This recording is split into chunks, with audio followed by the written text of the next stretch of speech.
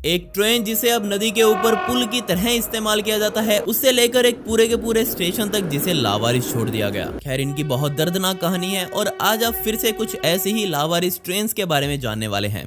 तो यात्रीगण, यात्रा पसंद आए तो प्लीज इस वीडियो को लाइक कर दें, नहीं पसंद आए तो भी लाइक कर दें। Eagle lake trains.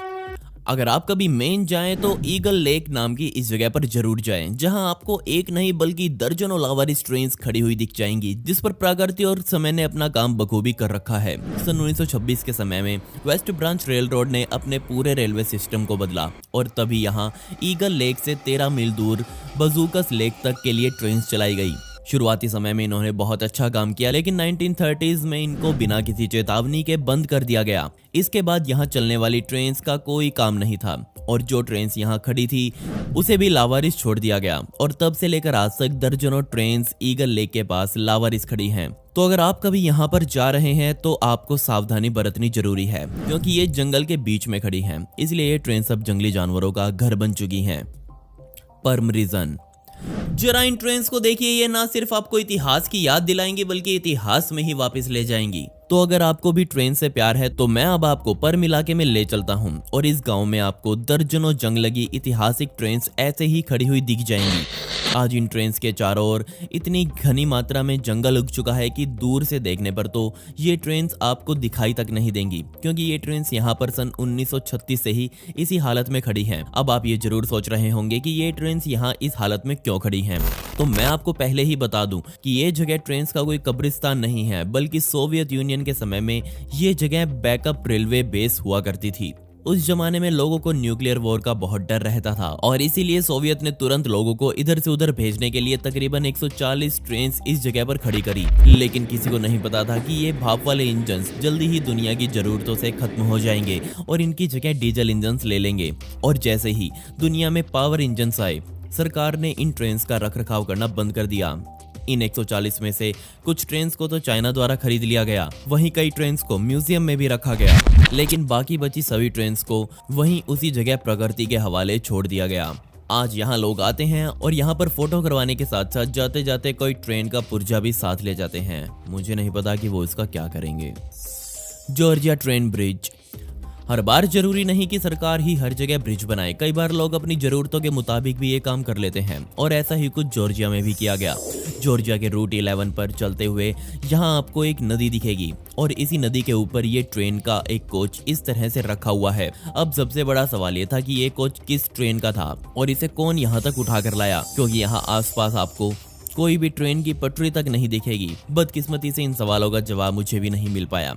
लोग बताते हैं कि उनके पूर्वजों ने ये काम किया था और कब कैसे क्यों ये किसी को नहीं पता। आज इस डब्बे की हालत बेहद खस्ता हो चुकी है, बल्कि जब ये नदी अपने उफान पर होती है तब इस डब्बे में पानी तक भर जाता है और समय और पानी की मार ने ही इस डब्बे को आज जंग का घर बना रखा है। खैर, आज इस ब्रिज पर चलना खतरे से खाली नहीं है, क्योंकि ये ब्रिज जगह जगह से टूट फूट चुका है, लेकिन फिर भी बहादुर लोग इसे इस्तेमाल करने में देर नहीं लगाते। जब तक एक आधा हादसा नहीं होता, मेरे ख्याल से बाज आएंगे भी नहीं। France UK abandon train.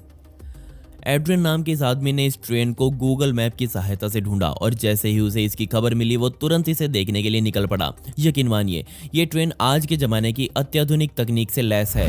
Adrian ने वहां जाकर इस ट्रेन की वीडियो बनाई और सोशल मीडिया पर अपलोड करी। देखते ही देखते ये वीडियो वायरल हो गई, जिसके बाद बहुत से लोग इस ट्रेन को देखने के लिए इसकी तरफ निकल पड़े। बदकिस्मती से जब तक ये ट्रेन इंसानों से दूर थी तब तक ये अच्छी हालत में थी, लेकिन लोगों ने यहाँ आते ही इस पर अपनी कलाकारी करनी शुरू कर दी। एड्रियन ने बताया कि इस ट्रेन में आज भी 13 डब्बे लगे हुए हैं, जिनमें से 2 डब्बों के अंदर शाही रेस्टोरेंट्स बनाए गए हैं। इस ट्रेन में अभी भी अंतिम बार चलाए जाने की निशानियां मौजूद हैं, जैसे कि अंतिम बार यात्रियों को दी गई मैगजीन्स अभी तक इस ट्रेन में मौजूद हैं। वहीं इंजन अभी तक बिल्कुल अच्छी हालत में खड़ा है। खैर, अभी तक तो ये किसी को पता नहीं चल पाया कि क्यों इस कमाल की ट्रेन को इस तरह से लावारिस छोड़ दिया गया। अगर हम आज भी देखें तो ऐसा लगता है कि थोड़ी सी साफ सफाई करने के बाद ये ट्रेन फिर से दौड़ने के लिए तैयार है। बदकिस्मती से लोगों ने इसके कई अहम पुर्जे चुरा लिए, कई जगह से इसके शीशे तक तोड़ डाले और जाते जाते ट्रेन पर अपनी कलाकारी करके गए वो अलग। एक अंदाजे के मुताबिक ये ट्रेन 1994 से 2014 तक चलाई गई थी, लेकिन जैसे ही फ्रांस में E320 ट्रेन आई तब इस तरह की ट्रेन्स को लोगों ने नकारना शुरू कर दिया। खैर, उस समय जितनी भी ट्रेन्स को रिटायर किया गया था उन सभी को कबाड़ में काट दिया गया था। लेकिन पता नहीं क्यों इस ट्रेन को कबाड़ में क्यों नहीं काटा गया। Aldwych station. अगर आपने वी फॉर वेंडाटा मूवी देखी हो तो उसमें आपने एल्डविच स्टेशन को जरूर देखा होगा। ये एक बहुत पुराना ट्यूब स्टेशन है जो कि लंदन जैसे शहर में लावारिस पड़ा हुआ है और आज इसे लोगों द्वारा सिर्फ फोटोग्राफी या फिर वीडियोग्राफी के लिए ही इस्तेमाल किया जाता है। इसके दरवाजे हर रोज सिर्फ घूमने आए लोगों के लिए ही खोले जाते हैं। तो क्या आप एक लावारिस पड़े स्टेशन को अच्छे से देखना चाहते हैं? असल में एल्डविच स्टेशन को पहले शटल ट्रेन के द्वारा इस्तेमाल किया जाता था, लेकिन दिक्कत बस ये थी कि ये ट्रेन कुछ खास यात्रियों को अपनी तरफ आकर्षित नहीं कर पाई और परिणाम स्वरूप इस स्टेशन को सन 1994 में ही बंद कर दिया गया। वैसे इसके बंद करने की बातें तो सन 1962 से ही चलती आ रही थी, लेकिन फिर भी खींचते खींचते ये काम सन 1994 में किया गया। इस स्टेशन की कमाल की कहानी है। इस स्टेशन ने दोनों वर्ल्ड वॉर देखे हैं और एक समय में इसी स्टेशन में इंग्लैंड की सबसे कीमती पेंटिंग्स और कीमती सामान रखा जाता था, क्योंकि वर्ल्ड वॉर के समय इंग्लैंड को डर था कि कहीं उनके ये खजाने दुश्मन के हाथ ना लग जाएं, इसलिए उन्हें यहाँ छुपा दिया जाता था। एक ट्रेन आज भी स्टेशन पर खड़ी हुई है, वो भी स्टेशन के साथ लावारिस छोड़ दी गई थी। खैर आज स्टेशन बहुत से लावारिस और बेघर लोगों का घर है, ना जाने आगे इसके साथ क्या होगा। अबंडेंट इन स्कॉटलैंड। इंटरनेट पर आपको एक फोरम मिलेगा जिसका नाम डेरलिक्ट प्लेसेस है। उस फोरम पर एक यूजर द्वारा स्कॉटलैंड की ट्रिप की कुछ फोटोज और वीडियोस अपलोड की गई। इन फोटोज में कुछ और नहीं बल्कि एक बेहद पुरानी जंग का शिकार हुई ट्रेन मौजूद थी। यूजर ने बताया कि इस ट्रेन के कुल 12 डब्बे वहां खड़े थे। इसके अलावा उसका इंजन पटरियों से उतरा हुआ था। वहीं इसके साथ ही 12 में से ज्यादातर डब्बे आग का शिकार हो चुके थे, बाकी बचे कुछ थोड़ी ठीक ठाक हालात में मौजूद थे। इस ट्रेन को देखते ही ये पता लग रहा था कि इस पर इंसानों ने अपना काम किया हुआ है। खैर पूरी ट्रेन आग के साथ साथ जंग का भी शिकार हो चुकी थी और इसी जंग के ऊपर लोगों ने ग्रेफिटी आर्ट बना रखी थी। आज ये ट्रेन पूरी तरह से झाड़ और घास फूस में ढकी हुई है, लेकिन अगर ऊपर से देखें तो सच में ये आपको बहुत डराने वाला लगेगा। इस ट्रेन की ज्यादा जानकारी मुझे नहीं मिल पाई कि क्यों इस तरह से इसे लावारिस छोड़ा गया और क्यों इन ट्रेन की जानकारी अभी तक दुनिया के सामने नहीं आई है। Last train.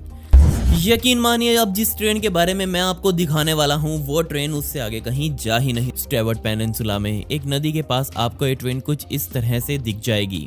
ना सिर्फ ये ट्रेन यहाँ टूटी हुई थी बल्कि इससे जुड़े सपने भी लोगों के जरूर टूटे होंगे। ये समय था 20वीं शताब्दी की शुरुआत का, जब दुनिया में एक बहुत बड़ा रेल रोड बनाने की बात चल रही थी जिसे council city and Solomon river rail road का नाम दिया गया था। और इस रेल रोड पर खास तौर से सोने से भरी हुई मिट्टी का ट्रांसपोर्ट किया जाना था, लेकिन जल्दी ही ये पूरा प्लान और इस प्लान को फंड देने वाले लोग घाटे में चले गए और सिर्फ 5 सालों बाद 35 मील लंबा बना ये रेल रोड सन 1907 में ही लावारिस छोड़ दिया गया।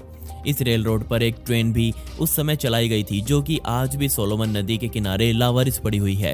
बेशक ये प्रोजेक्ट ना ही कभी कंप्लीट हुआ और ना ही इस रेल रोड का कभी इस्तेमाल किया गया, फिर भी ये पूरी तरह से बेकार नहीं था, क्योंकि ये जगह दुनिया भर से ऐतिहासिक ट्रेन में दिलचस्पी रखने वाले लोगों के लिए जन्नत जैसी है।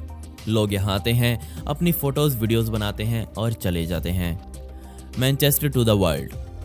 अब जिस ट्रेन के बारे में आप देखने वाले हैं उसमें ना सिर्फ एक ट्रेन को बल्कि इस तरह की ट्रेन की पूरी प्रजाति को ही लावारिस छोड़ दिया गया। बायर पिकॉकिन नाम की ये कंपनी जिसने एक समय पर तकरीबन 8000 भाप से चलने वाले इंजन्स बनाए थे जिन्हें पूरी दुनिया में सप्लाई किया गया था, और यकीन मानिए ये इंजन्स इतने टिकाऊ थे कि आज भी कई छोटे मोटे देश इनका इस्तेमाल करते हैं। ऐसा लग रहा था जैसे पिकॉकिन कंपनी ही पूरी दुनिया भर में ट्रेन के बिजनेस पर राज करेगी, लेकिन जल्दी ही ये सब कुछ उल्टा पड़ गया। मेट्रोज, ट्रैम्स और इलेक्ट्रिक ट्रेन्स के अलावा डीजल लोकोमोटिव सब इस दुनिया में आ गए। उन्होंने अब स्टीम इंजन्स पर ध्यान देना बंद कर दिया। जब ब्रिटिश सरकार ने भी डीजल लोकोमोटिव्स का इस्तेमाल करना शुरू किया तब पूरी दुनिया ने उनकी रेस करी, और तब पिकॉकिन कंपनी की ये उम्मीद भी टूट चुकी थी कि उनके बचे कुछ स्टीम लोकोमोटिव्स कभी बिकेंगे। और सन 1966 तक आते आते ये कंपनी इतने घाटे में चली गई कि इसे मजबूरन बंद करना पड़ा, और आज भी उनके वही स्टीम इंजन्स इंग्लैंड के जंगलों में कुछ इस तरह से लावारिस पड़े हुए हैं। और मेरे ख्याल से मुझे तो ये उम्मीद भी नहीं है कि कभी इन्हें फिर से स्टार्ट तक किया जाएगा, और मेरे ख्याल से मुझे तो उम्मीद भी नहीं है कि अब इन्हें फिर से कभी स्टार्ट किया जाएगा। खैर पिछली वीडियो का शाउट आउट स्नेहांशु को and comment pick me to get a shout out in next video. आपको ये वीडियो कैसी लगी कमेंट्स कर दें। वीडियो का पार्ट 2 चाहिए तो पार्ट 2 लिख दें। ऐसी इंटरेस्टिंग वीडियोस देखने के लिए मिस्टीरियस दुनिया को भी सब्सक्राइब भी कर दें। मिलते हैं अगली वीडियो में। ये वीडियो देखने के लिए धन्यवाद।